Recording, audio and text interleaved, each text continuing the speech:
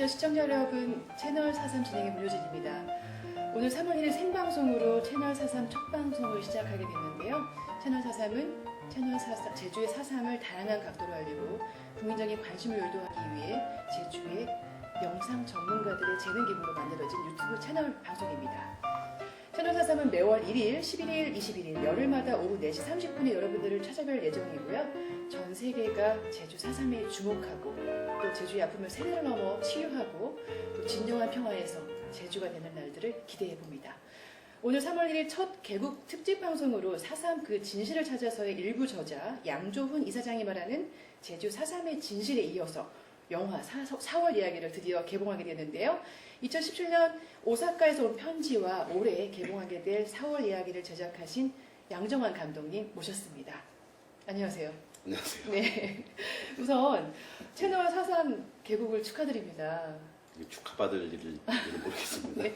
뭐 이 채널 통해서 그동안 하고 싶으셨던 이야기들을 마음껏 이제 풀어내실 것 같은데 네. 앞으로 계획이 또 무궁무진하잖아요. 그렇죠? 네. 그러니까 뭐 4.3을 얘기를 하고 공부를 하다 보면 정말로 많은 이야기들이 있고 또 그 이야기들을 보는 시각에서 뭐 시각마다 너무 다르게 표현이 돼요. 네. 그러다 보니까 우리가 어떤 영상이란 뭐 영화나 드라마, 뭐 아니면 일반 뭐 방송 프로그램처럼 어떤 특정한 어떤 그 제작 형태를 가지고 전체를 표현할 수는 없다 이렇게 생각합니다. 그래서 이 채널 4.3을 통해서 다양한 어떤 포맷의 프로그램 제작 방식을 저희가 도입을 해서 수많은 정말로 있는 탈탈 털어서 안 나올 때까지 4.3의 이야기를 한번 다뤄볼까 합니다. 진작에 이런 게 나와야 되지 않았을까라는 생각이 들어요. 네. 이 4.3에 관련된 이런 많은 컨텐츠들이 있는데 유한된, 제한된 방송에서만 볼 수 있을 것 같은데 사실 그렇게 공개되지 않거든요.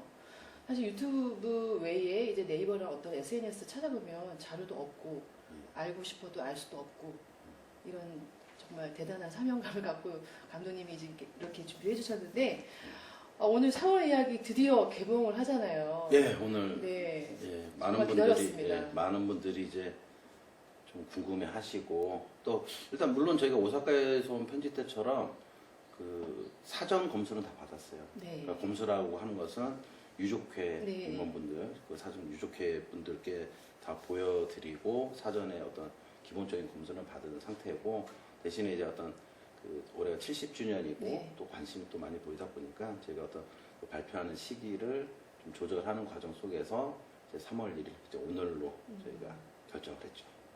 이 오사카에서 올 편지는 또 실화잖아요. 예. 시대극이도 했지만 예. 그러면 오늘 개봉하게 될 이 4월 이야기도 혹시 실화인가요?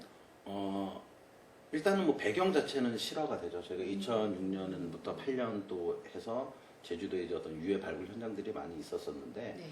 그 배경을 그러니까 그 당시에 어떤 그런 일들을 이제 저희가 배경으로 하고 그 속에서 나왔던 몇 가지 이야기들이 있어요. 그거를 조금 이제 시청자분들이 이해하기 쉽게끔 약간 극화를 했다 이렇게 보시면 될 것 같아요. 네. 어떤 시선으로 보면 오늘 4월 이야기를 잘 마무리할 수 있을까요? 너무나 어려운 네. 질문이에요. 근데 저희가 그 오사카에서 온 편지를 이렇게 뭐 기획서를 만들면서 그 기획서 상에 이제 썼던 문구가 뭐냐면 남겨진 아이들이 말하는 또 다른 4.3의 이야기. 네. 그리고 이제 4월 이야기 같은 경우는 저희가 관심 없던 사람들이 네. 말하는 또 다른 4.3의 이야기. 기존의 4.3을 주제로 해서 제작됐던 컨텐츠들이 좋다 나쁘다 이런 개념이 다 좋죠. 다 좋고 당연히 만들어야 될 내용들인데 너무 그 당시에 이제 치우쳐가 있다 보니까 저희는 이제 그 바깥 그 범위를 좀 제주도를 좀 벗어난 혹은 그 당시를 벗어난 이야기에 대해서도 많이 사람들이 좀 알아야 되지 않을까. 그래서 그런 주제를 좀 갖고 있거든요. 그래서 어떤 뭐 영화 당연히 그 저희가 이제 영진이 기준으로 하면 뭐 10억 이하가 이제 저예산 영화라고 하는데 저희는 사실 10억에 10분의 1도 안 돼요. 저희가 네. 제작비 자체가. 네. 그래서 뭐 상업 영화랑 비교할 수는 없겠지만 나름대로 많은 스태프들과 출연자들이 좀 십시일반 모으고 또 네. 봉사해서 만든 영화이기 때문에 또 4.3이라는 의미를 다루기 때문에 조금 이제 그런 좀 시선을 좀 고정관념을 좀 빼고 봐주시면 그 내용에만 좀 이렇게 집중해 주시면은 저희가 말하고자 하는 메시지를 충분히 이해하실 거라고 보고 또 그렇게 이해를 해 주시게 될 때 지금 4.3에 대해서도 많은 분들이 또 공감을 하시게 되지 않을까 이렇게 생각합니다. 네, 요즘 영화를 통해서 정치적인 이슈 그리고 역사적인 왜곡된 진실을 많이 이렇게 재발견하는 시대가 됐잖아요. 예, 그렇죠. 예, 정말 우리 4월 이야기 그리고 오사카에서 온 편지를 통해서 또 양정화 감독님이 또 품고 있는 어떤 그런 스토리들을 또 채널 4.3을 통해서 또 많이 밝혀지길 바라겠습니다. 그러면 바로 채널 4.3을 통해서 4.3 그 진실을 찾아서를 지금 바로 시작해 보겠습니다.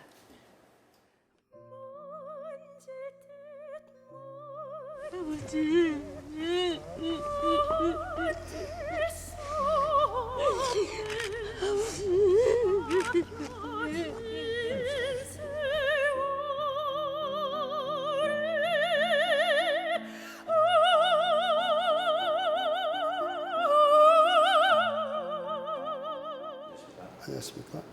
선생님, 우리가 그 진실을 찾아서라는 이렇게 제목만 보면 누군가 좀 뭔가를 좀 이렇게 감춰둔 것 같다라는 뉘앙스가 많이 드는데 어떻게 해서 이 책을 쓰셨고 또 이런 제목을 쓰셨는지 좀 소개를 좀 부탁드리겠습니다.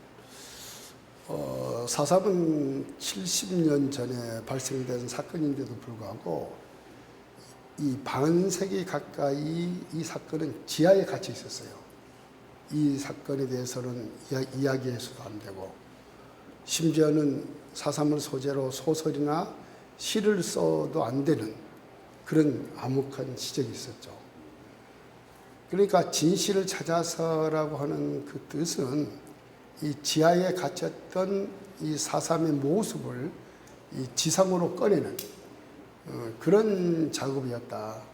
그래서 그 4.3의 실체가 무엇인지 그걸 보여주기 위해서 하나의 추적했던 그 내용을 담은 책이다. 이렇게 볼 수 있습니다. 그런 의미의 이제 제목도 주신 거고. 그럼 우리가 그 지금 이제 70주년이 돼서 많은 분들이 또 이렇게 관심 가지고 물어봅니다. 야, 제주도 사람 도대체 뭐야? 근데 사실 또 저희가 또 대답을 해주려고 하면 막생기도 어떻게 좀 간결하게 정리를 할 수가 없어요. 근데 제가 한 30년 동안에 이 4.3을 취재하고 조사하다 보니까 최근에 와서 그런 느낌이 들었습니다. 뭐냐면 제주도민, 그러니까 4.3을 체험한 할머니, 할아버지들이 바라본 4.3하고 제가 나중에는 그 체험자뿐만 아니고 미국에 가서 미군 자료 또 각종 자료를 찾아서 종합적으로 분석한 내용과는 상당히 차이가 있었다. 한마디로 말해서 저희 조사 결론은 4.3은 분단과 냉전이라는 그 국제 정세 하에서 발생된 세계사적인 사건이다. 그러니까 비록 제주 땅에서 이루어진 거지만 이것이 제주 사건이 아니고 세계적인 사건이다. 또 깊숙이 들어가면 그 남과 북이 분단되는, 그러니까 단독 정부를 막으려고 했고 또 외부 세력의 탄압에 대한 저항을 하려던 그런 의미의 성격의 사건이다. 조금 이제 복합성이 있는 거죠. 네. 그러면 저희가 이제 4.3 하면 근데 이제 4월 3일로 알고 있는 거예요. 네. 그러니까 추념식도 4월 3일이었고, 근데 또 거기서 조금 이제 앞서간다고 하면 이제 47년 3월 1일을 이제 기점으로 하게 되는데 금방 말씀을 들어보면 세계사적인 그 사건이라고 했을 때 그러면 원인과 어떤 발생의 원인, 시작을 그 전으로도 또 볼 수 있다라는 뜻이 될까요? 네, 다행히 4.3이라고 하는 것은 48년 4월 3일 날 무장대가 지서 습격을 하면서 이 사건이 결국은 이제 폭발하는 건데요. 근데 문제는 그게 거기까지 올 때의 전사, 이른바 그 배경이 있었죠. 예, 배경을 올라가면 한마디로 말해서 우리나라는 45년 해방을 맞지 않습니까? 예, 금방 우리나라가 생기는 걸로 기대를 했죠. 그런데 1년이 지나 2년이 지나도 우리나라는 없었습니다. 38선 이북에는 소련 군인이 들어와서 소군정, 이남에는 미군이 들어와서 미군정을 했거든요. 그래서 1947년 3.1절을 계기로 해서 우리 백성, 남한에 있는 모든 백성들이 각 지역에서 모여서 대대적인 집회를 했습니다. 그래서 제주도에서도 제주 북국민학교에서 한 3만 명의 인파가 모여서 결국 자주 독립 국가를 건설해달라 하는 구호를 외친 거죠. 그래서 그런 집회를 하고 일부는 시위도 하고 이런 과정에서 아주 돌발적인 사건이 생겼는데 기마경관이 어린이를 치는 이른바 교통사고가 났어요. 고의적인 건 아니에요. 예. 그런데 그 기마경관이 그 내용을 몰라서 그대로 뚜벅뚜벅 이제 말을 타고 가게 된 거죠. 교통사고 나면 반드시 말에서 내려서 구호 조치를 하거나 응급 조치를 해야죠. 그런 현상이 일어나니까 주변에서 구경했던 사람들이 저 순경이 말이야, 저 경찰관이 어린이를 치고 도망간다. 그래서 그 경관을 잡으려고 이렇게 우르르 몰린 거죠. 근데 그날은 경찰이 비상경계를 했죠. 그래서 이제 그 기마경관이 자기 동료가 있는 쪽으로 말을 달리니까 비상경계했던 군인들은, 경찰관들은 이걸 위기 상황으로 보고 발포를 한 거예요. 그래서 6명이 숨지고 8명이 중상을 입는 이른바 3.1절 발포 사건이 생기는데 그게 바로 4.3의 도화선이다. 이렇게 저는 이야기를 하고 있는 거죠. 그러면 어떻게 보면 4월 3일과 3월 1일에 대한 어떻게 보면은 이걸 규정한 사람들의 어떤 보는 시각에 따라서 시작의 어떤 날짜가 네. 바뀔 수도 있었던 거네요. 네. 그리고 제가 아까 말씀하셨는데 궁금한 게 그 3월 1일, 3.1절 행사 때 제주도 사람들만 모인 건지 아니면 육지에서 또 사람들이 왔던 건지 아까 또 뭐 내려오신 분들도 계시다고 하셨어요. 아니 그러니까 제주도는 제주 사람들이 모인 거고 육지에는 육지에서도 모였어요. 서울은 서울대로. 그래서 이 발포 사건이 제주도만이 아니고 서울, 정읍, 육지에서도 그런 어떤 그 충돌 사건이 생겼습니다. 그런데 제주도가 가장 사건이 컸고 커서 이제 사건까지 또 그 피해자들의 신원을 봤더니 젖먹이를 안고 있던 20대 여인, 또 초등학교 5학년, 그리고 40대 농부, 누가 보더라도 이거는 시위꾼이 아닌 구경꾼이 숨졌단 말이에요, 간중. 그러니까 도민들이 이제 이걸 갖고 이제 공분을 느낀 거죠. 그런데 경찰은 자기네들은 정당방위 차원에서 발포했다. 이렇게 계속 우겼어요. 근데 도민들은 그걸 이해할 수 없는 거죠.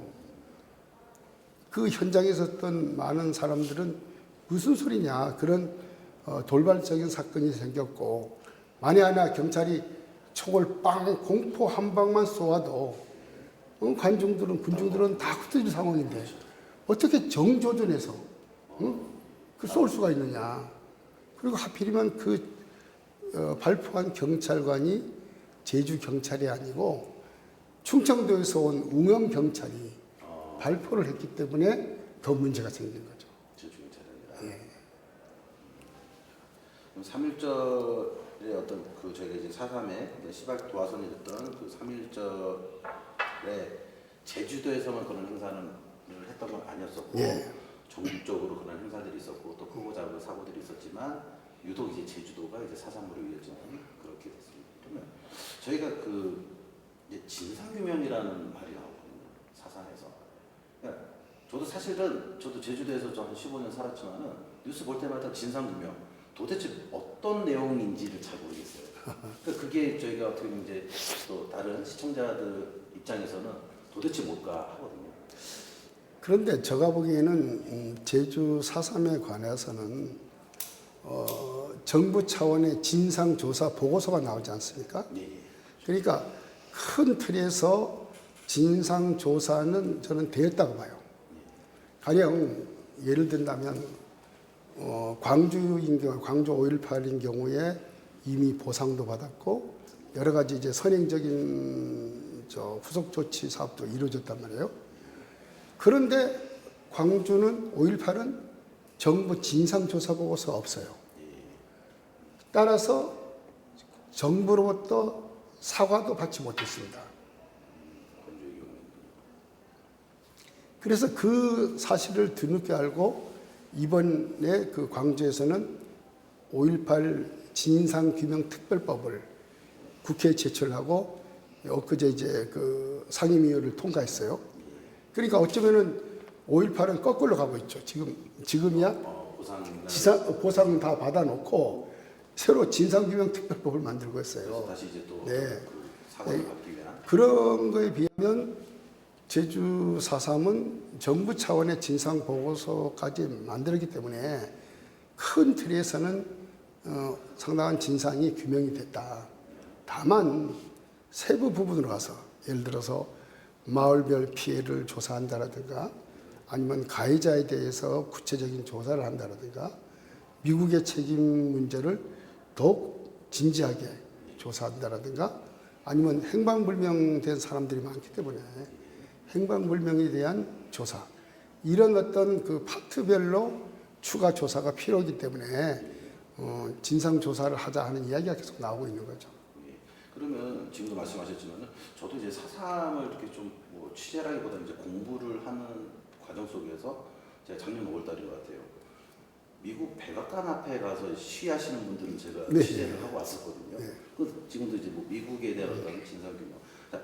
왜 미국이 제주도와 어떤 그 한국 조선의 어떤 그런 사건에 미국이 어떻게 해서 개입을 하고 어떤 역할을 했는지. 우리 정부 진상 보고서에서도 미군은 4.3의 발발 과정이나 진압 과정 이런 과정에 상당한 책임이 있다고 규정하고 있어요. 그런데 그러면 왜 그러냐? 4.3이 발발하게 된 것은 미 군정 시절에 일어났습니다. 미 군정. 그래서 미 군정 시절에 일어났다는 것은 그만큼 군정과 제주도민이 대립 구도가 있었다는 거죠. 그 다음에 두 번째 더 심도 있게 들어가 보면 제주도의 그 중산간 마을을 전체를 불태웠던 그 초토화 작전. 초토화 작전에 대한 그 작전의 배후에 미군이 있었던 거예요.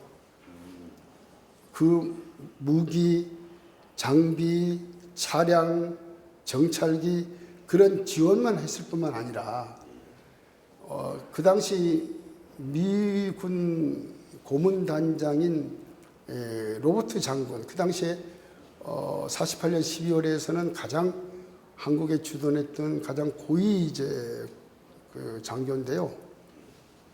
그분이 이제 그 저희들이 미국에서 찾아낸 비밀 문서를 보면 그 초토화 작전을 감행한 구연대장 송효찬 이 작전을 매우 훌륭한 작전으로 평가를 해요.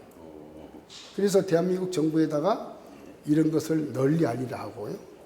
그러면 대한민국 참모총장은 답신을 보내는데 기아의 제안에 따라서 이런 사실을 널리 알리겠고 또 송효찬 연대장에게 훈장을 수여할 것을 약속한다. 이렇게 답신을 보내요. 그러니까 한마디로 말해서 초토화 작전을 두고 주한미군 군사 고문단장은 매우 고무찬양하고 있고 또 한국의 최고 군인의 총수인 참모총장은 그 미군 고위층의 제안을 받아서 훈장까지 수여하겠다 이렇게 하고 있단 말이에요. 이런 여러 가지 자료를 볼 때에 미국은 상당한 책임이 있다 이렇게 결론을 낼 수밖에 없는 거죠. 그러면 저는 솔직하게 궁금한 게 도대체 미군이 여기 어떻게 왔을까? 그 먼 동네에서 그런 생각이 좀 들어요. 그것은 38선 그러니까 우리가 해방이 되면서 이제 그 해방 공간으로 가면 그 당시 어떤 문제가 생겼냐면 소련은 저기 만주에 있었어요. 만주. 그리고 미군의 본대는 어디냐면 오키나와에 있었단 말이에요. 그런데 미국 쪽에서는 이 전쟁을 빨리 끝나기 위해서 그 일찍부터 소련의 참전을 요구했어요.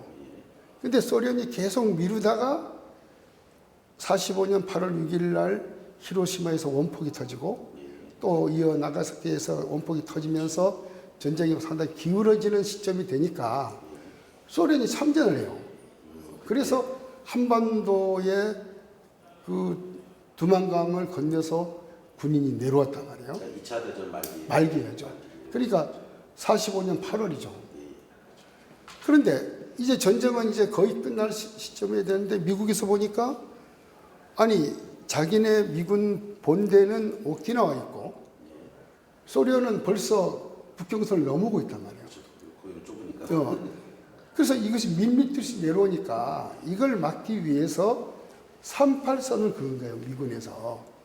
38선을 그은 이유는 전쟁이 끝나면 일본군의 무장 해제를 하기 위한 하나의 군사 분계선이었어요. 그럼 38선은 사실은 좀 일본하고 좀 이렇게 좀 거리가 있지 않나요? 일본하고 전혀 무관한 거죠. 그러니까 뭐냐면 한반도 전체에 뭐냐면 일본군이 있단 말이에요. 남쪽도 있고 북쪽도 일본군이 있었어요. 그러면 전쟁이 끝나면 일본군의 무장 해제를 해야 되지 않습니까? 근데 무장 해제하기 위해서 그냥 소련이 처음부터 참전 안 해서 미군만 참전했으면 별 문제가 없는데 소련이 참전을 했기 때문에 이걸 빨리 경계선을 그어놓지 않으면 소련은 부산까지 오게 됐단 말이에요. 그래서 급히 38선을 그은 거예요. 그러면 예를 들어서 반대로 소련이 그냥 무장 해제를 시키라고 하고 미국이 빠질 수도 있지 않았을까요? 그러면 한반도에서 이 행세, 권한이 약화되는 거죠. 권한. 그러니까 왜냐하면 군대가 있어야만이 통치를 하게 되는데 만약에 한반도를 소련한테 다 주면 결국 한반도는 소련이 좌지우지하는 그런 지역이 된단 말이에요. 그러니까 미국에서는 그건 용납이 안 된 거죠. 그래서 38선을 그어서 당신네들은 여기까지만 내려와서 일본군의 군사 그 무기를 해장시키라. 그러면 우리는 늦게 나지만 들어와서 38선 이남은 우리가 해제하겠다. 그래서 38선이라고 생긴 거예요. 사실은 이거는 정치적인 분할선이 아니고 군사 분할선이에요. 그런데 미국과 소련이 처음엔 동맹국이었다가 나중에는 이게 세계를 놓고 재편, 이른바 속된 표현으로 말하면 세계를 놓고 땅 따먹기를 해요. 민주주의 진영, 공산 사회주의 진영. 그렇게 하다 보니까 가장 이 양쪽이 대립을 하게 되는 거죠. 그게 냉전이에요. 그렇게 되면서 이 문제가 이제 하나 이념 문제로 부상하는 겁니다. 그러니까 38선 이남을 지배하던 미군적 입장에서는 소련하고 가까운 어떤 정치적인 노선, 이 좌파적인 어떤 행위, 이거에 대해서는 가차없이 단속하고 철퇴를 내리게 된 거죠. 그런 속에서 4.3이 일어난 겁니다. 그러면 우리가 이제 4.3에서 많은 분들이 이제 학살, 돌아가시고 이렇게 했을 때 그 원인 중에 가장 큰 하나는 빨갱이라는 표현이었거든요. 그러면 결국에는 빨갱이라는 표현을 만든 건 미국과 소련이 되는 거예요. 그러니까 그거는 오히려 그 민주 진영에서 만든 거죠. 결국은 이념 논쟁으로 이제 끌어간 건데, 그러면 도대체 빨갱이 뭐냐? 빨갱이 실체가 없어요. 한마디로 말해서 공산주의자다. 공산주의자들은 빨간 것을 좋아하기 때문에 빨간 것처럼 보인다. 이렇게, 그러니까 상당히 어쩌면은 폄하, 이걸 사람으로 보지 않고 이상한 걸로 보는 거예요. 그러면 약간 그 파르티잔하고는 좀 다른가요? 그건 좀 다르죠. 파르티잔이 이제 빨치산으로 이제. 그거는 좀 그래도 유격대의 어떤 모습을 갖고 있지만, 이것은 빨갱이라고 하는 것은 어쩌면 이 세상에 존재를 해서는 안 되는 아주 이상한 모양으로 만들었어요. 그래서 전에 그 서울대학교 의과대학이 그런 논문을 발표했습니다. 예를 들어서 그 우리 용어 중에 문둥이, 빨갱이 이런 것이 상당히 그 혐오스러운 용어인데, 그러니까 문둥이든 빨갱이든 이런 것들은 일반 사람은 다 기피하고 꺼리고 어쩌면은 이 세상에서 없어져야 좋은 존재라고 느낀단 말이에요. 그런데 그 대학 교수가 뭐라고 이야기했냐면, 문둥이는 외상 무슨 옷에 몸에 어떤 표시라도 있다는 거예요. 문둥이라고 하는 그 환자로서의 그 어떤 흔적. 그런데 빨갱이는 흔적도 없어. 너가 빨갱이다. 이렇게 말하면 그에 대해서 응답할 수, 난 빨갱이가 아닙니다. 이거 외에는 방법이 없어요. 무슨 가슴을 가릴 수도 없고, 뭐 보여줄 것도 없고. 그럼에도 불구하고 빨갱이로 낙인을 찍는 순간 이거는 이 지구상에서 없어져야 할 존재.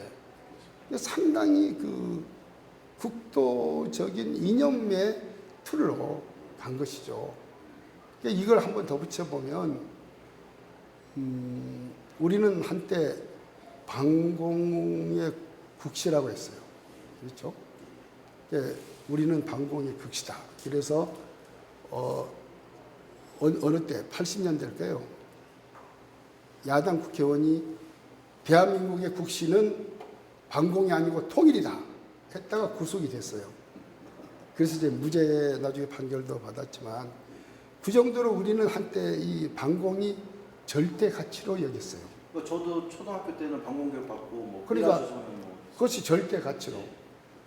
그런데 우리 가만히 보세요. 우리가 92년도에 어떤 현상이 되냐면, 전 세계에서 가장 방공 국가인 자유중국, 대만을 제치고 중국하고 손을 잡아요. 이게 이런 그 뭐랄까 이해 못할 일이 어디 있어요. 우리가 방공이 가장 국시고 방광이 가장 중요한 가치면 우리가 국가적으로 손해를 보더라도 자유중국하고 그냥 손을 잡아 가야 할 거 아니에요. 그렇죠. 대만하고. 그런데 제일 가는 세계의 방공국가를 버리고 중국하고 손을 잡아요. 그리고 우리가 자유를 지키기 위해서 베트남에 군대를 보내서 얼마나 많은 피를 흘렸어요. 근데 그 베트남하고 얼마나 여기서 손을 잡고 왔다리 갔다리 해요. 그러면 지금 중국이나 베트남이 무슨 민주국가인가요? 여전히 사회국가고 공산국가예요. 그러면 내가 거꾸로 묻는 것이 방공이 절대적인 가치가 아니지 않느냐. 바꾸는 거예요. 국익이에요. 내가 오늘 조금 전에 보니까 이 바티칸 교황청이 지금 중국하고 이렇게 수교하기 위해서 대만을 버리려고 하고 있다. 이렇게 지금 보도가 나왔어요. 근데 이게 역사인데, 근데 우리는 어쩌면은 그 유교라고 하는 동족의 상징을 꺾으면서 이 방공, 빨갱이, 복도, 폭동, 이거는 무조건 나쁜 거로만 이제 인식하는 그런 이제 어쩌면은 그 이념의 함정, 이념의 틀에 빠졌던 거죠. 그러면 일단 뭐 많은 이제 또 제주도 분들이 잘 알고 계시겠지만 이제 잘 모르는 분들이 이제 봤을 때는 그 빨갱이라는 어떤 그 사회주의를 선호하는 어떤 그런 이제 집단에 대한 학살로 했었는데, 그럼 그 기준 자체는 미국과 소련에 의해서 만들어진 것이고 그들에 의해서 자행된 거라고 한다면, 과연 이제 그럼 제주도 사람들이 정말로 빨갱이였냐 라는 부분들이 나오거든요. 여기서 나오는 게 지금 그 5.10 선거하고 또 그 이제 이승만에 대해서 나옵니다. 그래서 저도 공부하면서 참 궁금했던 게, 많은 분들이 궁금하실 것 같아요. 왜냐하면 일단 일제 강점기 시절에 계속 어떤 독립운동에서 이렇게 좀 계속 그렇게 좀 높게 많이 하신 분이 이제 김구 선생님이잖아요. 백범 김구 선생님께서 많은 활동을 하셨기 때문에, 그러니까 당연히 제가 만약 그 시대에 살았다라고 한다면 당연히 어떤 그 대한민국 정부 대한민국의 대통령이 될 수 있었을 것이다, 될 것이다라고 생각을 했을 것 같은데 저는 의외의 사람이 이제 대통령이 됐거든요. 그 과정 속에서 어떤 미군의 역할 또 그걸로 인한 어떤 5.10 선거에 대해서 좀 설명 부탁드리겠습니다. 그러니까 이게 결국은 그 미국과 소련이란 고래 싸움에 결국은 우리 한민족이 등 터진 건데요. 우리는 고려 조선시대에 한 1000년에 걸쳐서 한반도가 하나의 나라였잖아요. 그런데 어느 날 갑자기 38선으로 남북이 갈라졌어요. 근데 그건 우리 민족의 의지가 아니었죠. 어디까지 미국과 소련의 관계에서 시작되는 거예요.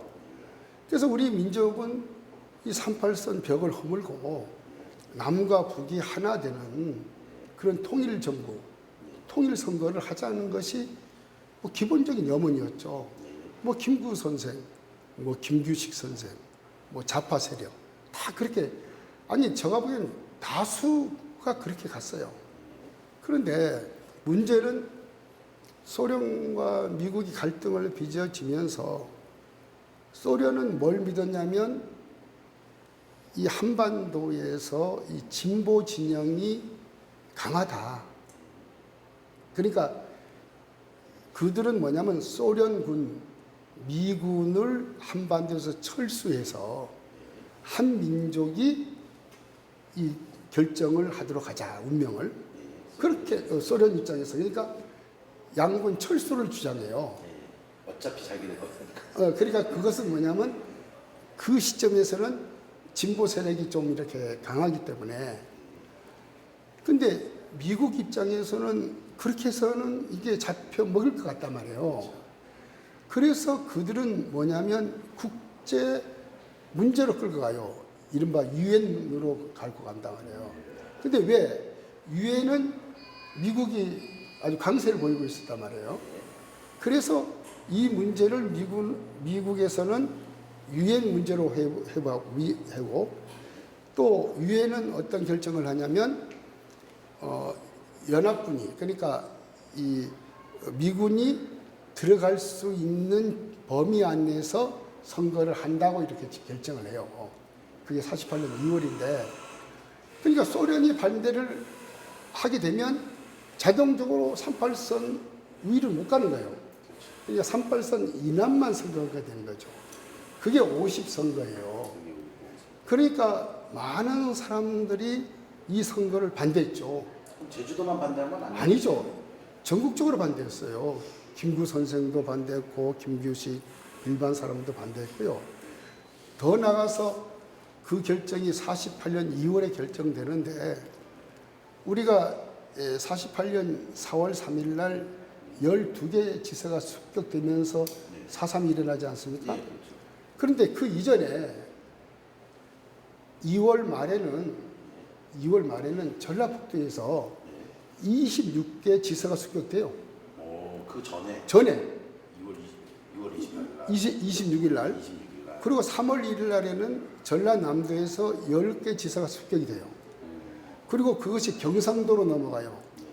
그래서 미군 보고서에 보더라도 48년 1월 달에는 지사 습격이 한 건도 없었습니다. 2월 달에 124건이 생기고 3월 달에 120건이 생겨요. 이건 제주도 상황이 아니에요. 육지에서. 이미 육지에서 이 선거를 반대해서 지사 습격이 된단 말이에요. 그러니까 4월 3일 날 12개 지사 습격은 그 육지에서 일어났던 하나의 일련의 사건이에요. 제주도만 갑자기 튀어나온 것이 아니고요. 그럼 어차피 날짜상으로 보면은 4.3 발생 이후에 전국에서 같은 어떤 규모로 해서 또 유사한 어떤 일들이 이제 벌어지고 있었다라고 해요. 그 전에 벌어졌죠. 그 전에 벌어졌기 때문에 미 군정은 이것을 처음에 매우 심각한 사건으로 안 봤어요. 처음에 12개 습격을 당해도. 그래서 이 상황을 치안 상황으로 여겨서 경찰력으로 이 문제를 해결하려고 했단 말이에요. 군인을 안 보내고. 그런데 해결이 안 되니까 보름 후에 4월 17일 날 군대, 경비대에 출동 명령을 내리는 겁니다.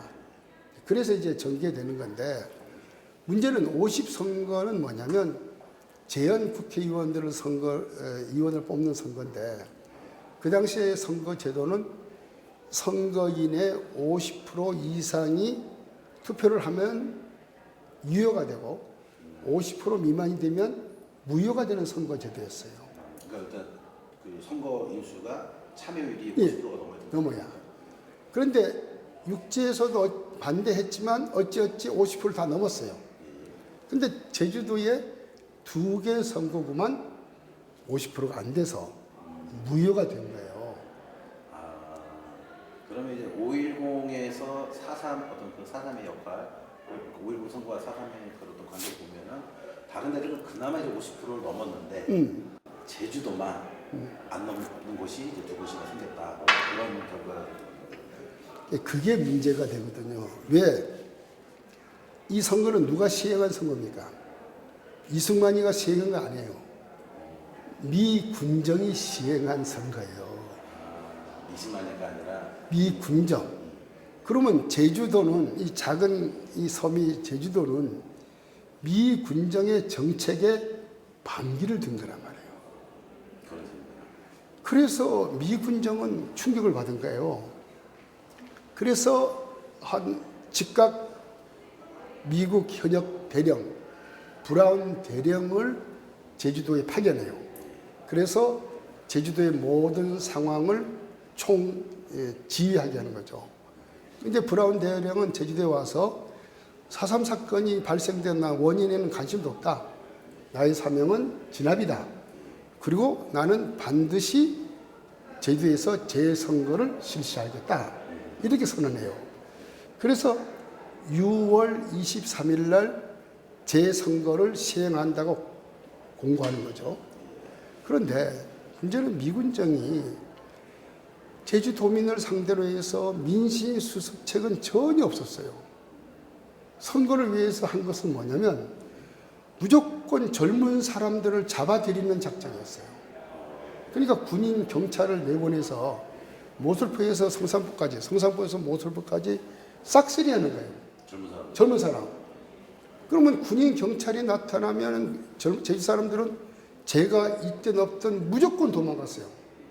무조건 잡아가니까. 잡아가서 뭐? 그래서 그 잡아가 산 사람들을 어디에 갔느냐? 수용할 데가 없잖아요. 그러니까 농업학교에 천막 수용소를 만들어서 그게 가둔 거예요. 얼마나, 한 달에 후에 얼마나 가든지 아세요? 6천 명을 가뒀어요. 6천 명. 6천 명. 굳이 뭐 가둬놓고. 왜 그러냐면 선거를 젊은 사람들이 방해 작전을 하니까 이 원 반대 세력을 완전히 이제 제거시키는 거지. 죽일 수는 없으니까. 그래서 한 군데 격리시켜 놓고 나머지 사람 갖고 선거를 하려고 한 거예요. 그런데 실패한 거예요. 그러니 미군 사령관 입장에서는 자존심 상해요, 안 상해요? 자존심 상하고 화나고 위에서 깨질 것도 생각하고. 엄청났죠. 그래도 재선거가 실패됐잖아요. 2001년에 미국에서 제일 유명한 신문 뉴욕 타임스가 한계면 전체의 4.3 특집을 다룹니다. 그래서 그 내용은 한국에서 특별법이 만들어져서 48년에 발생된 학살 사건의 진상조사에 나섰다. 그런 내용으로 보도를 해요. 근데 그 내용 가운데 어떻게 나오냐면 48년 50 선거가 제주도에서 유일하게 보이콧하자. 한국에 주둔했던 미군 사령관들은 분개했고, 화를 냈고, 분개했고, 그 이후에 섬 주민들을 청소하는 작전을 착수하였다. 이렇게 표현을 써요. 뉴욕 타임스의 보도예요. 자체 보도가. 그러니까 여기서 두 가지 키워드가 있는데, 세 가지죠. 자, 제주도에서 선거가 보이콧한 거, 그랬더니 미군 사령관들이 대단히 화를 내었다는 거, 그 다음에 세 번째는 그 이후에 제주도를 초토화, 이른바 그 청소년 작전을 착수했다. 이렇게 결론이 나거든요. 그래서 48년 12월에 중산간 일대를 초토화시킨 것이 물론 대한민국 군인들에 의해서 또 경찰도 출동해서 했지만 그 배후에는 미군이 있었던 거예요. 그러면 저희가 이제 또 이제 4.3 하면 빼놓을 수 없는 게 이제 또 여순이 되잖아요. 근데 제가 이제 이렇게 좀 자료를 찾다 보니까 저희가 전체적인 어떤 그 4.3이 진행이 됐던 시기 중에서 많은 사람들이 이제 특히 이제 좀 대량 학살이 지금 말씀하셨던 촉발 작전 하던 게 10월, 11월부터 시작이 되거든요. 그러면 지금 말씀하셨던 게 그거에 대한 어떤 원인이라고 봐도 될 건가요? 뉴욕타임즈 여순 사건이 결국은 부채질을 한 것은 맞다고 봐죠. 여순 사건은 결국은 이승만 정부가 제주도 사건을 이제 진압하기 위해서 여순에 있는 대대를 이제 제주도에 파병을 명령을 했잖아요. 그런데 군인들이 그걸 이제 거부해서 이제 반기를 들으면서 일어난 사건이죠. 근데 그 과정에서 민간인들도 많이 희생됐죠. 그런데 이제 그 사건이 생기면서 미군도 이승만 정부도 매우 당혹했죠. 그래서 일단은 제주도나 여순을 아주 가혹하게 탄압을 했고요. 두 번째 작업이 뭐냐면 숙군 작업을 했어요. 숙군 작업. 군인 안에 있는 좀 사상에 문제가 있는 사람들은 다 이제 걸러내는 작업.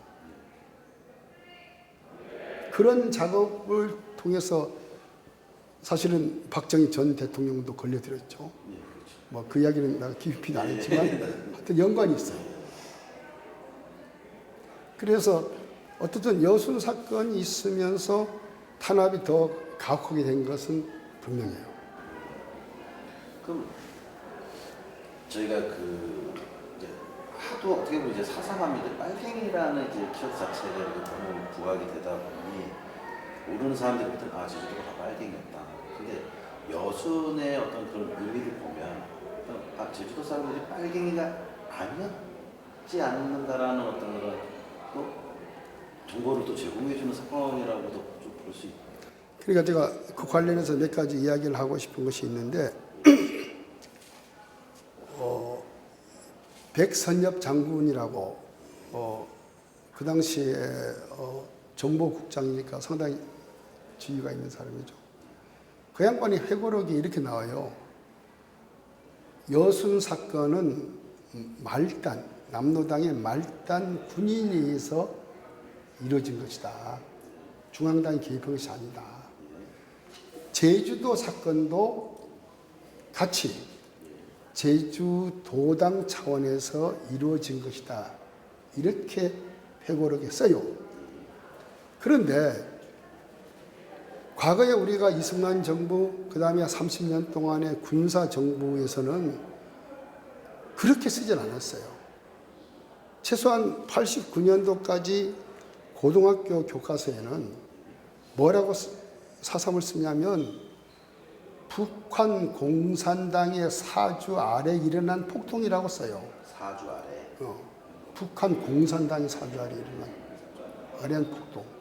그것이 89년, 90년 초까지도 온 교과서예요.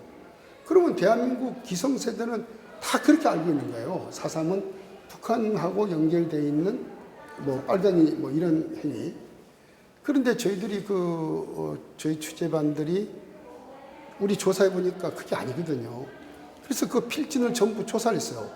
필자들에게. 우리가 조사한 바로는 남로당 제주도당의 독자적인 행위지 중앙당이나 심지어는 북한과의 관계가 우리는 찾아볼 수가 없었다. 당신은 무슨 근거로 이 글을 썼느냐? 이렇게 질문을 던졌더니 이 두 사람, 필진 두 사람 다 꼬리를 내리는 거예요. 아, 저는 일제사 전공인데 4.3에 대해서는 잘 모릅니다. 제일 조사를 못했습니다. 과거에 그런 식으로 이야기됐기에 썼습니다. 그런 잘못된 정보들이 또 많이. 그리고 과거에는 그렇게 썼기 때문에 이런 이야기를 하는 거예요. 그래서 우리 그때 재민일보 90년 판에 톱으로 아주 이 교과서 이 4.3 표현이 완전 엉터리다고 이렇게 대문짝처럼 썼죠. 그랬더니 한 보름 후에 그 당시 국사편찬 위원장이 내려왔어요. 그 박영석 박사인데 그 인력 한 3명이, 4명이 내려왔구나. 내려와서 호텔에서 우리들 만났어요. 토론이 벌어졌죠. 그래서 우리가 조사한 자료를 전부 들이댔어요. 이 자료 봐라. 이 자료들에 보면 남로당 제주도당의 독자적인 어떤 그 무장투쟁이라는 자료가 수없이 많지 않느냐. 근데 아니 나는 교과서가 그렇게 써도 좋지만 근거가 있어야 할 거 아니야. 근거도 없이 그런 엄청난 표현을 쓸 수가 있느냐. 그래서 3시간 만에 두 손 들었어요. 자기네가 잘못했다고. 그래서 교과서가 바꿔져요. 그러니까 저는요, 우리 4.3을 보면서 오랜 세월에 동안 이 붉은 페인트를 막 그냥 칠해놓은 거야. 붉은 페인트로. 그래서 붉은 페인트를 제가 일본에서 강연할 때 그런 표현을 썼어요. 막 붉은 페인트를 칠한 물칠을 이 양파 껍질 벗기듯이 한 껍을 한 껍을 벗기더니 그 속에 인간이 있더라. 이렇게 표현을 했어요. 그랬더니 유명한 시인 김시종 선생님이 기립해서 박수 쳤어요. 그러면 또 내용이 좀 길어지는데 미군에 의해서 어떻게 보면 미군이 아까 말씀하셨던 이제 소련과의 어떤 그 대립관계를 유지하기 위해서 한반도에 들어오려고 했었고 그 과정에 어떤 민주화냐 사회주의냐라는 어떤 이데올로기가 발생이 됐고 그 사이에 뭐 그걸로 인해서 어떤 이제 뭐 4.3이 이제 일어나게 된 엄청적인 이유 발생 원인이다 이렇게 봐도 될까요? 그럼 그러면 똑같이 궁금해지는 게 미국이야 그렇다 치지만 그럼 그 당시 이제 대통령이 이제 이승만인데 이승만은 또 왜 그렇게 했는지. 이승만은요 대통령이 되면서 절대적인 미국의 지원을 받은 거예요. 물론 미국은 처음에는 이승만을 지지는 안 했어요. 그래서 중도 합작이라고 해서 여운형, 김규식도 이제 활용을 해보려고 했는데 소련이 너무 강하게 나오니까 이거 안 되겠다. 상당히 구구 내지는 우익 성향이 강한 이승만을 내세우겠다 해서 이승만을 이제 결국은 대리인으로 내세운 거죠. 그리고 저희들이 이승만 대통령이 국무회의에서 제주도 사건을 지시한 이제 문건을 저희들이 찾아냈는데요. 뭐라고 하냐면 제주 사태 등을 가혹하게 탄압하라 이렇게 해요. 근데 그 전제가 뭐냐면 미국이 원조를 적극화하기 위해서도 이렇게 표현했어요. 미국의 지원을 받기 위해서도 적극화하기 위해서도. 그러니까 미국은 여전히 제주 4.3 사건이 빨리 뭔가 종식되기를 바라는 거예요. 그러니까 미국으로부터 원조를 잘 받기 위해서도 빨리 제주 사건들을 빨리 해결하라. 그렇게 지시를 해요. 미국한테 이거 딸랑이 하면 되냐? 그렇게 표현해야 될까요? 글쎄요. 그런 걸 보면 아까 로버트 장군의 제안했던 거나 이승만 대통령의 국무회의 지시 이런 것들을 보면 미국이 결코 4.3과는 무관치 않다. 이런 이제 단서를 주는 거죠. 그럼 저는 어떻게 보면 좀 이게 많은 분들이 이제 보시면 쟤 왜 저런 질문을 해 이럴 수도 있으실 것 같아요. 근데 저희가 일을 하다 보면은 어떤 계획과 과정 속에서 답을 찾거나 어떤 명시를 하는 경우들도 생기잖아요. 자, 이런 생각으로 봤을 때 국민보도연맹이라는 게 생깁니다. 근데 사실 따지고 보면 날짜가 좀 묘하게 좀 맞아들어간 것 같아요. 뭐 대만의 이제 둘두팔 사건 이후에 이제 백석 테러로 이어지면서 그 백석 테러가 시작된 날이 48년, 49년 4월이 되죠. 그리고 나서 근데 이제 대한민국에서 이제 한국에서는 1949년 4월 같은 해 이제 국민보도연맹이 생기는데 많은 사람들이 죽잖아요. 뭐 제주도 사상 뭐 말도 못 끊을 정도로 20몇만 명이 사망을 하게 되는 학살을 당하는데 그럼 그게 이제 사상과 어떤 연관성이 있을까요? 그거는 사삼하고 밀접하겠다고 보기는 어렵고요. 왜냐하면 이승만 정부가 어떤 나라를 세웠고, 근데 여전히 어떤 이념적인 문제에서 뭔가 불안을 했단 말이에요. 그러니까 이 어떤 그 좌파 진영을 좀 관리할 필요가 있겠다 해서 과거에 좀 좌파 성향 있는 사람들을 하나의 그 보도연맹이라는 관제 단체로 이제 이렇게 모인 거죠. 근데 모였는데 문제는 그것까지는 좋은데 6.25라고 하는 전쟁이 나면서 문제가 되는 거예요. 그러니까 6.25가 나니까 이 사람들이 전향을 했다 그래도 이 사람들은 사상적으로 의심이 있다. 그러니까 전국적으로 학살이 되는 거죠. 근데 제주도는 그런 그 보도연맹의 학살보다는 어떤 학살이 더 많았냐면 이제 48년, 49년에 엉터리 이제 군사재판이 이루어지고요.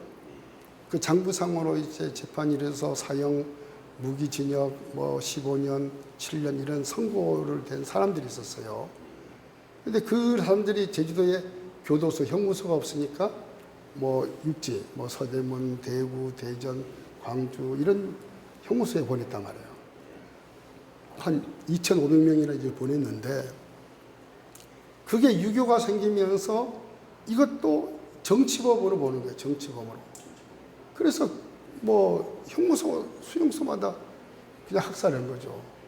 그래서 다 죽여서 시신도 안 돌려줘서 그래서 우리가 행방별명 희생자가 지금 한 4, 5천 명 되는 거죠.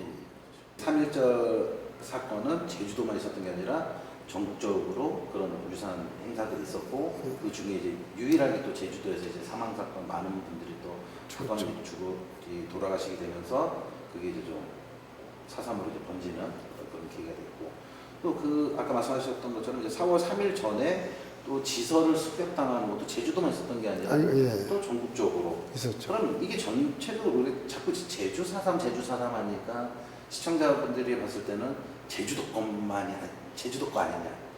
야, 왜 너희 동네 거 왜 여기까지 끌어와 그러는데 지금 내용을 이렇게 듣고 보면 제주도만 있었던 게 아니라 전국에서 일어났던 사건들 중에 유일하게 제주도 거만 이렇게 좀 부각이 됐다. 이렇게 그러니까 47년, 48년 상황에서 전국적이었죠.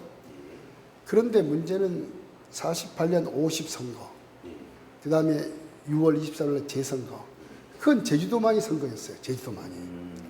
그걸 미군이 아주 강하게, 아주 매우 힘을 줘서 심리를 기울여서 50선거 내지는 재선거를 하려고 했지만 그게 실패하면서 미군 수뇌부로서는 제주도가 완전히 그 낙인찍인 레드 아일랜드가 된 거죠. 근대사에서 항상 이제 사건들이 몇 개가 있었어요. 근데 이제 최근에 이제 뭐 세월호라는 사건들도 있었고 또 이제 위안부 할머니들에 대한 어떤 이야기 이런 것들이 대중이 많은 관심을 갖고 있는데 유독 4.3은 그렇지 못하고 있다라는 생각이 들거든요.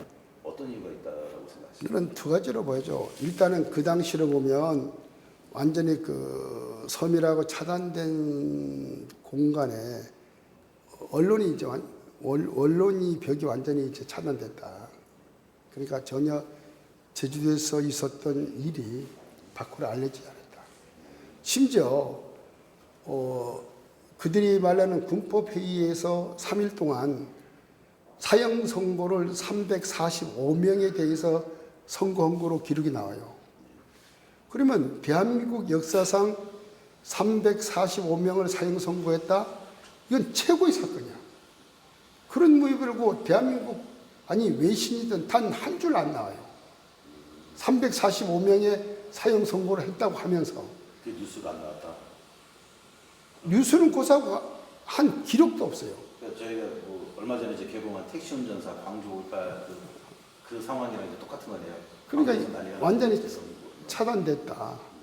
그것이 하나고, 두 번째는 여전히 이 제주 섬이라는 것이 본토하고 떨어지다 보니까 그 본토와는 좀 다른 그런 이런 것들은 비단 우리 한국 문제만이 아니고 일본에 가면 일본과 오키나와의 문제가 있고 중국으로 가면 중국과 대만의 문제가 있어요. 그러니까 본토와 섬에 그런 갈등이 있는 거죠. 그런 것들이 아직 그 대중에게 알려지 않는 관심을 좀 집중을 못하고 받는 그런 말씀하시고, 일단 제사장 이사장이라는 어떤 그런 직함보다 또 어떤 제가 이제 개인적으로 또 질문을 좀 드리면, 저희가 이제 백비 앞에 백비가 있잖아요, 안쪽에.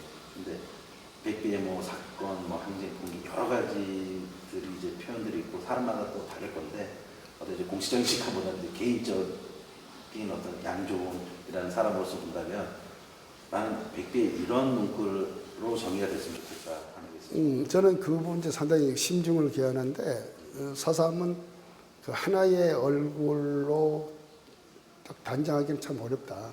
물론 항쟁적인 요소, 봉기적인 요소, 또 통일운동으로서의 요소, 또 민간인 집단 학살로서의 요소, 이런 성격이 복합적으로 있어요. 또 제주 땅에서 보면 47년, 48년 상황에 보면 이것은 탄압에 대한 저항, 항쟁적 요소가 강해요. 그렇지만 초토화 이후에 49년부터 54년도까지는 그런 항쟁적인 요소는 거의 없어지고, 그리고 산과 지역 주민과는 완전히 괴리된 그런 상황들이 오래 끌어가죠. 그리고 일반 도민들은 어쩌면 민보단이 돼서 산 부대를 막기 위해서 보초를 서는 대립구도가 됐어요. 그것이 한 6년이 걸쳐요. 그러니까 그런 다양한 경험을 했기 때문에 제주도민들 앞에 항쟁하면은 쉽사리 잘 동의를 안 해요. 그렇지만 학문을 하는 사람, 뭐 밖에서 보는 사람, 뭐 그런 사람은 뭐 단순히 이건 항쟁이다 이렇게 이야기를 하죠. 근데 이게 쉬운 문제가 아니고, 이거는 세월이, 시간이 좀 필요하고, 언젠가 큰 용광로에다가 다 담아놓고 그래서 엑기스를 뽑아내야죠. 그러면 여기는 한데